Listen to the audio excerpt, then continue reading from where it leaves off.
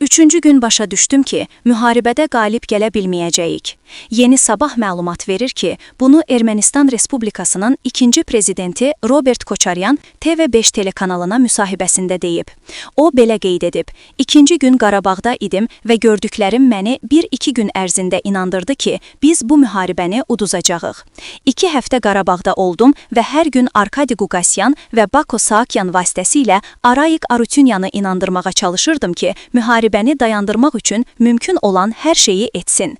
Uduzduğumuz aydın idi. Mən hətta keçmiş prezidentlərlə və o vaxtki prezidentlə görüşməyi təklif etdim. Baxmayaraq ki, Arayik Arutunyana münasibətim yaxşı məlumdur.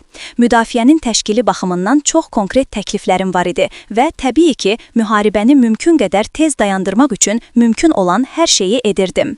O, bundan imtina etdi, görüşmək istəmədi və Bako Saakyan vasitəsilə bunları çatdırdı. Köçəryanla görüşsəm, Ermənistanın baş naziri məni yeyəcək. Robert Koçaryan qeyd edib, mən orduda normal komandanlıq görmədim, o sadəcə olaraq mövcud değildi.